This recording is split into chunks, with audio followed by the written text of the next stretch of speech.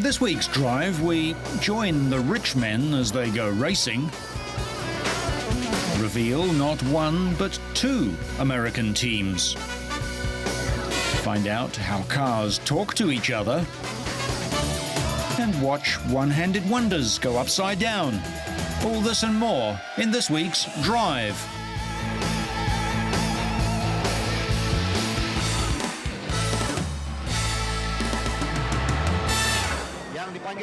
Street displays of Formula One are becoming common, and Kuala Lumpur looked different when the pit crew for the Sauber team turned out to show their skills. London had a big display last year, and the opening race in Melbourne had authorities complaining the cars exceeded the speed limit. In fact, the Petronas Formula One demo has become a tradition since way back in 1999, the year the company first took the title sponsorship for the Malaysian Formula One Grand Prix. It's a very popular event and attracts thousands of Malaysians. Despite damp conditions, over 80,000 people watched the two Petronas-backed Sauber drivers, Jacques Villeneuve and Felipe Massa, in action.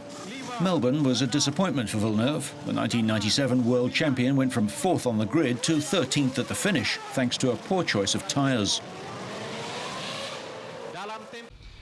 Well, I don't know yet. Melbourne wasn't a good weekend. We weren't competitive enough, but we should be better off in the heat. Massa seems to have a rain-making talent, one he can do without. In Melbourne, he became the first big loser under the new qualifying system. His Sauber left pit lane on slick tyres moments before the heavens opened. But despite starting at the back of the grid, Massa moved up from last to 10th, and he feels the team can be competitive. Yeah, I was also quite positive in Melbourne. I'm sure if I was not that penalized as I was in the qualifying, for sure I could have. It was possible to do a better race and maybe finish in the points. But anyway, it was like that, and I wasn't a bit unlucky in the qualifying, and this for sure cost me the race.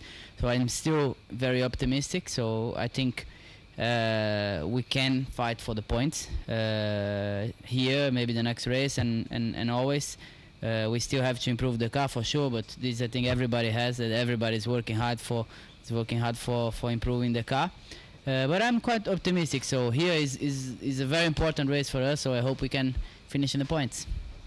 After the demonstration, there was time for some young fans to get up close and personal with the men and the machines ahead of the Malaysian Grand Prix.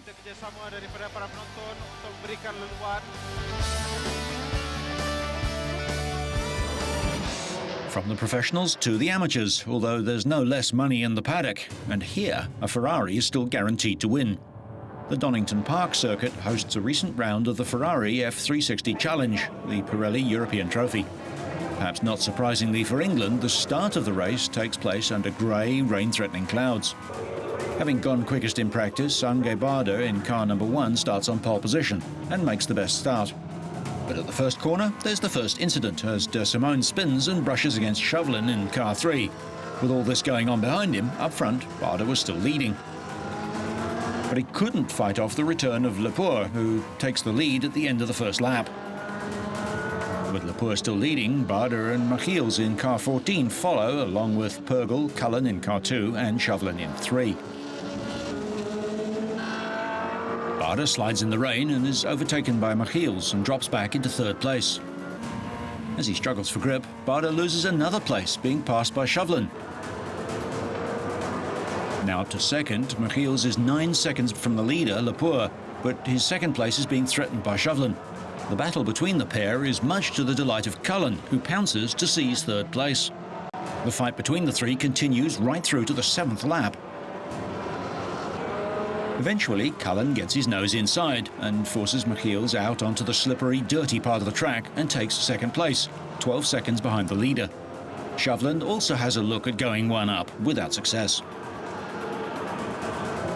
On the 13th lap, Bada retires after running off the track. He'd overheated his wet weather tyres in the drying conditions, and his trip into the gravel was brief and terminal. Up front, Lepore saw his lead being whittled away, although Chauvelin, in 3rd place, suffered a half spin, brilliantly saved without losing a place. Late in the race, and Lepore's lead over Cullen is down to under 1 second. But on the 16th lap, Cullen slides off the track and loses valuable places. After a hard-fought battle, he'll finish the race in only 5th place. With Cullen gone, there's no one close enough to bother Lepore, who has a comfortable margin of 13 seconds over Chauvelin, who's inherited 2nd place, and 26 seconds over Purgel, now in 3rd. By the time the drivers climbed onto the podium, the rain was all gone.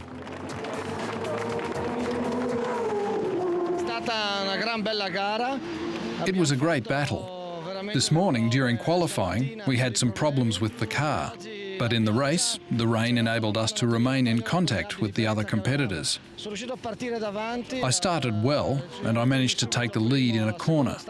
Then I ran an attacking race to finish in style.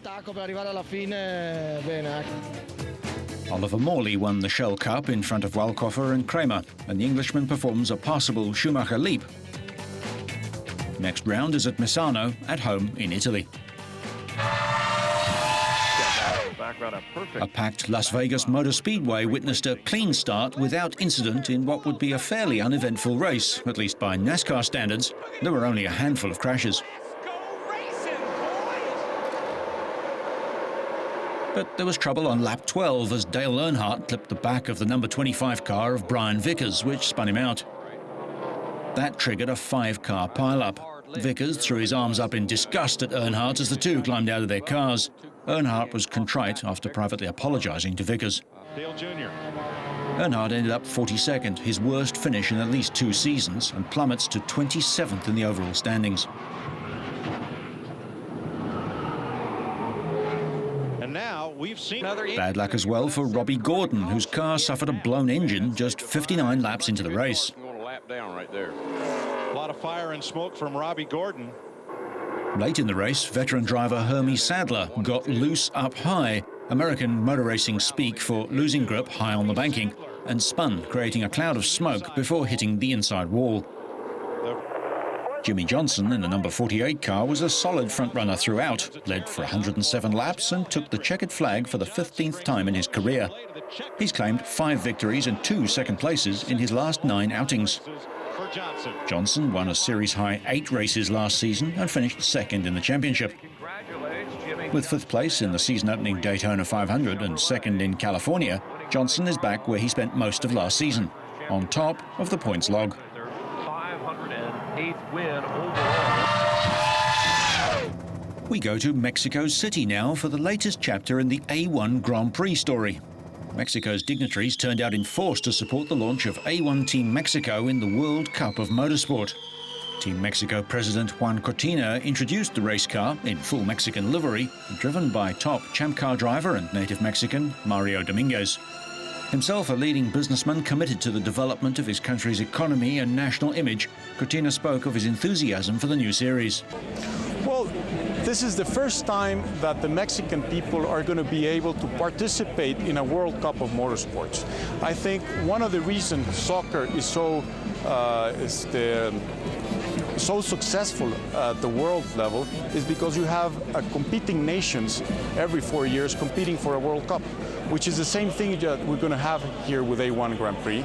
And I think this is going to ride very well with the Mexican people. And from the response we've gotten tonight, everyone is very excited and feels that we're going to play a very significant role in this championship in the months to come. Beginning later this year, A1 will run a winter one-make championship involving at least 23 countries competing in at least 10 races. Welcoming the first country of the Americas to launch their team, A1 founder, president and chairman Sheikh Maktoum also announced that the Brazilian team had been sold to Ronaldo, one of the world's greatest athletes and national hero to the 180 million strong Brazilian population. Are you personally a motorsport fan? Sim, eu gosto muito. Gosto e sempre quando posso. I am a big fan of motor racing. Every time I can. I go off to Formula 1 and all other motor racing events. Tipo de corrida, né? Mas esse com certeza vai ser a que eu mais vou acompanhar, né? You already represent Brazil at football. How does it feel to also represent your nation in motor racing? É uma honra sempre representar o meu país, né? Formula One has always represented my country. It's always been present in my life, just as much as playing football. E agora To represent an important race is really a pleasure. It's really very exciting. I'm super happy. vai ser prazer, vai ser emocionante, vai ser divertido e eu estou super feliz. Brazil and Mexico will join teams from over 20 countries on the starting grid for the first A1 Grand Prix at Brands Hatch on the 25th of September.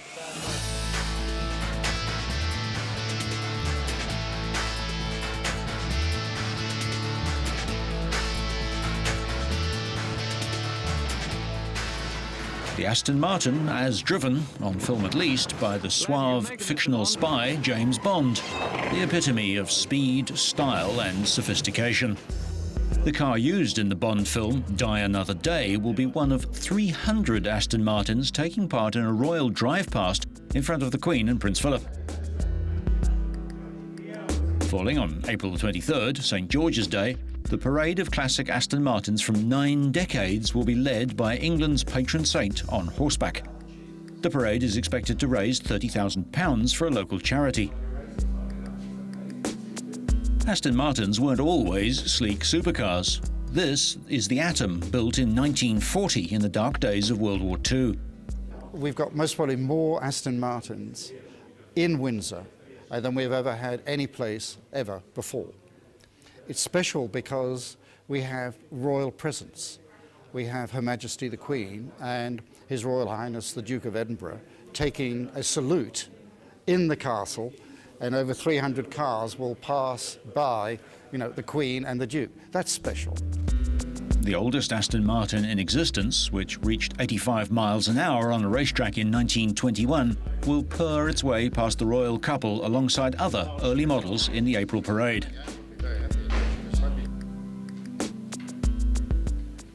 The fact that it's still here looking pretty good, really, after all those years, a lot of years of neglect, I think speaks well for the solidity and quality of Aston Martins.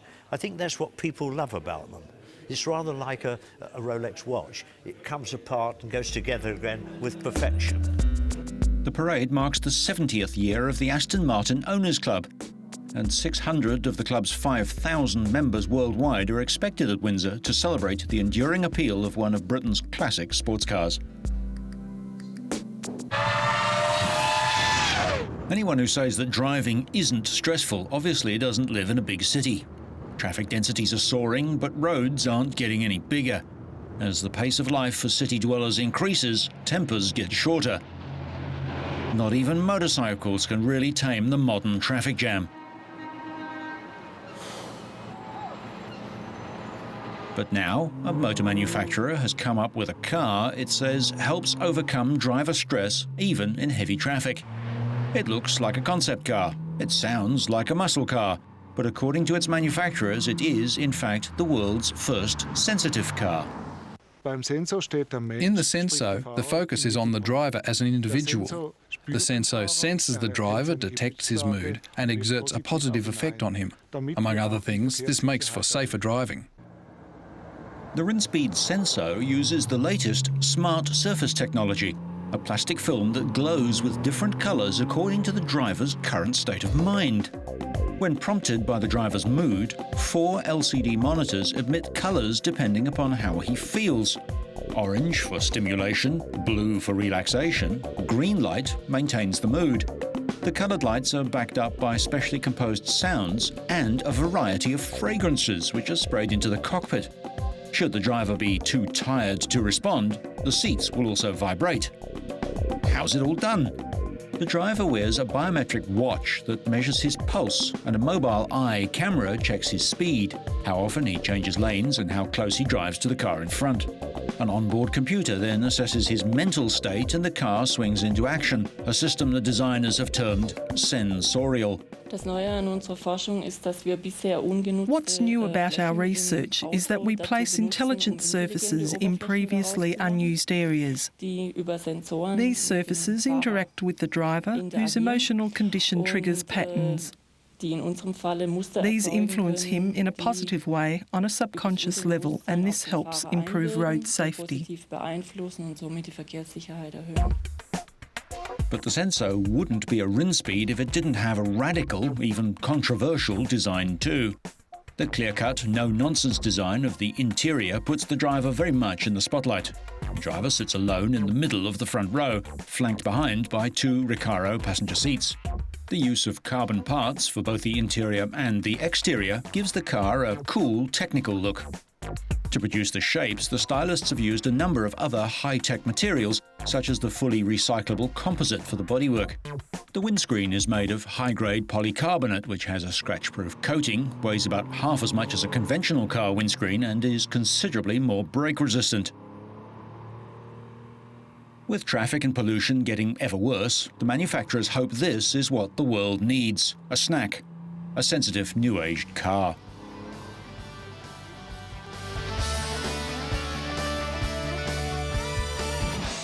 Traffic reports, weather reports and hazard warnings are informative, but they're rarely up to date. Central offices have relied on fixed cameras and sensors or regular updates to compile local reports. But now, traffic information centres will receive travel time and positioning data transmitted anonymously by new BMWs at no additional cost to the owner.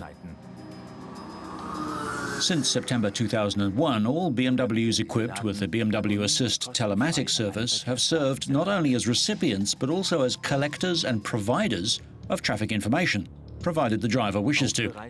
This means that the car's position and road speed are transmitted to the control center in an anonymous process called floating car data, without identifying the individual car. Most recently, BMW researchers have developed an even more advanced form of data acquisition: extended floating car data, raising the quality of traffic information to a new level. Taking the same approach as FCD, XFCD processes the range of data within the car to provide road reports about traffic situations and dangerous conditions such as heavy rain, aquaplaning, black ice, limited visibility or fog. Operation of anti-skid control in conjunction with a low outdoor temperature, use of the windscreen wipers and low road speeds, for example, would clearly indicate the risk of slippery roads at the location where the car is currently being driven. A modern vehicle is equipped with various sensors and control systems. All of these components are part of an extensive network that operates within the vehicle to aid safety and boost driver and passenger comfort. But now BMW vehicles will supply this information externally as well. Brakes, lights, rain sensors and many other systems transmit data over the onboard network. XFCD evaluates the data from these sources to identify potential hazards and combines it with information from the navigation system to identify the exact location.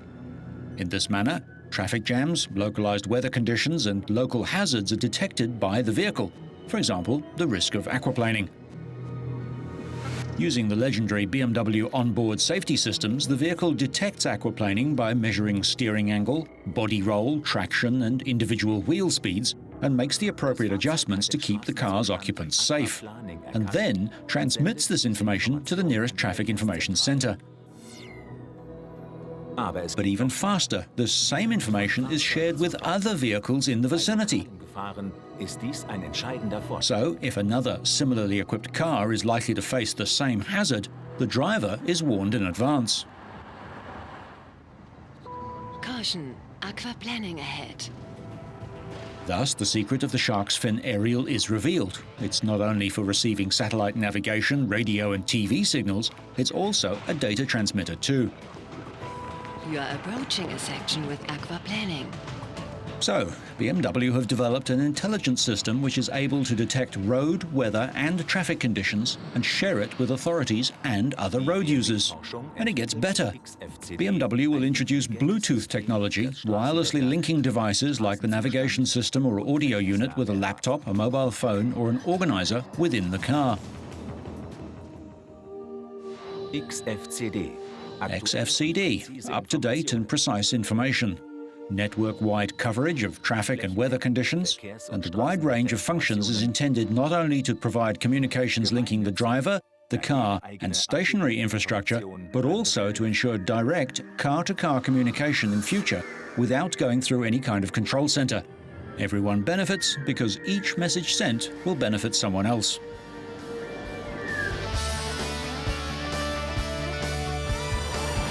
For the first time, Bremen hosted a freestyle motocross event and presented riders with extra challenges.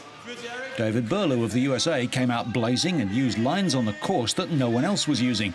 He also put together a tidy combination of the wall ride, fun box, super kicker section. His jackhammer to no-hand lander really impressed the judges. Past winner Matt Rabot of Switzerland once again brought a near-flawless run to the party, but it was more down to the two Norwegians ahead of him and their magic than due to bad riding that he could only manage third place. But he was well ahead of the American on points.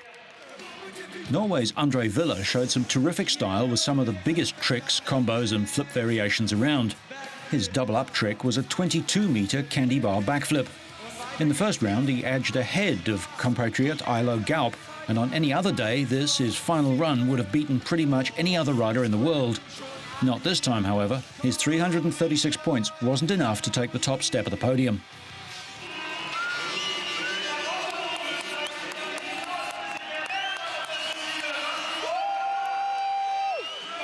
Gaup came out and stuck no-handed flips, candy bar flips and turn-down flips together in his display that also included a massive list of tricks such as backflip, holy grab to rock solid, 9 o'clock Indian air, one-handed backflip, can-can backflip, a cliffhanger, knack-knack backflip, rock solid, whipped backflip and 9 o'clock. To finish off, he did a barrel roll in his double-up, which was enough to nudge him ahead of young Villa and floor the audience, winning by just 18 points.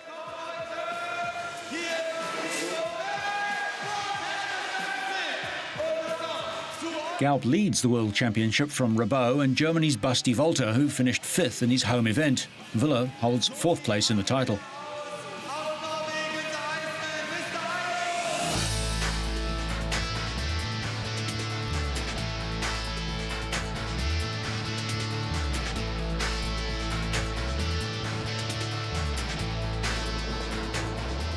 A dusty road runs through the village of Makapanstad, 150 kilometres north of South Africa's administrative capital of Pretoria.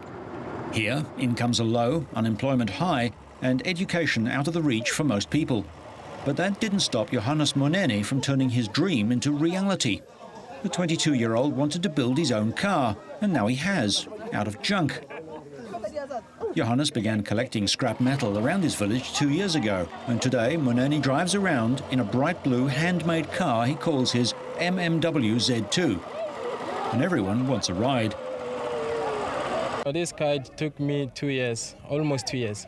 Then I had to struggle to make this car because this car, I didn't have materials in the first place. I had to look for materials down there around my village. So I had to face people to find materials.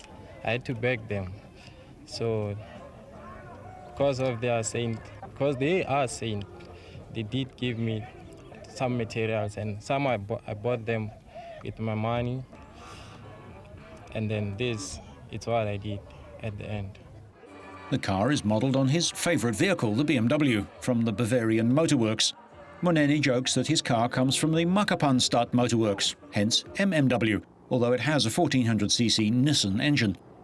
South Africa has come a long way since the end of apartheid a decade ago, but modern technology and higher education remain out of the reach of many South Africans.